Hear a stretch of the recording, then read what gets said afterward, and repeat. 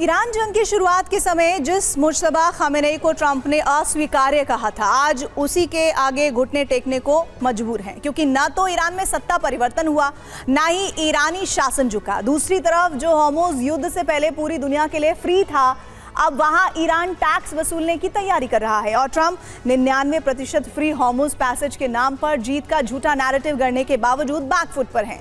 फिर भी अमेरिकी जनता के बीच अपनी जीत की फेक न्यूज़ फैलाने से बाज नहीं आ रहे। ऐसा हम नहीं कह रहे। अमेरिका की एक सर्वे रिपोर्ट का दावा है कि ट्रंप लगभग हर मोर्चे पर फेल हो गए हैं। इस रिपोर्ट में जानिए कैसे। सर्वे के मुताबिक 37% अमेरिकियों का मानना है कि ईरान के साथ हुआ समझौता ईरान के पक्ष में था, यानी कि 37% अमेरिकी जनता ये मान रही है कि ईरान को डील से ज्यादा फायदा हुआ।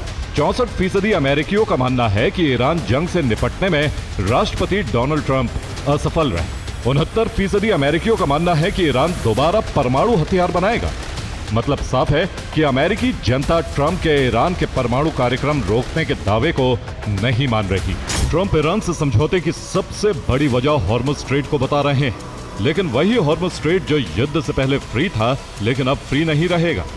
और ईरान उसी हॉर्मुज़ के लिए ओमान के साथ मिलकर नई व्यवस्था तैयार कर रहा है। ओमान ने अस्थायी तौर पर नया रास्ता और आईएमओ से इजाजत लेकर क्रॉसिंग का प्लान तैयार किया है, जिसके तहत फिलहाल कोई फीस नहीं ली जाएगी, लेकिन भविष्य में ओमान और ईरान मिलकर हॉर्मुज़ स्ट्रेट पैसेज पर फीस लगा सकते हैं, जिसके तहत ईरान ओमान ने हॉर्मुज़ स्ट्रेट से सुरक्षित आवाजाही मुहैया कराने की बात की और अपने जल क्षेत्र की संप्रभुता पर जोर दिया। एक तरफ ट्रंप कह रहे हैं कि ईरान के पास अब कोई न्यूक्लियर क्षमता नहीं होगी।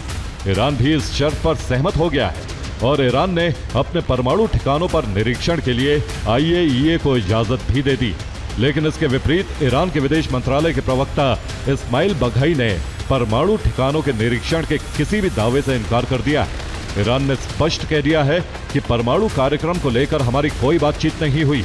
बिना आर्टिकल 13 के पूरा हुए किसी भी मुद्दे पर बात नहीं होगी। साथ ही IAEA के निरीक्षण के दावे को सिरे से नकार दिया कि ईरान का मिसाइल प्रोग्राम अमेरिका के साथ हुए समझौते का हिस्सा नहीं। ईरान की मिसाइलों पर चर्चा समझौते में शामिल नहीं और ना ही कभी होगी। अगर हमारे पास अपनी सुरक्षा के लिए मिसाइलें नहीं होती तो इजराइल और अमेरिका ने ईरान को बर्बाद कर दिया होता।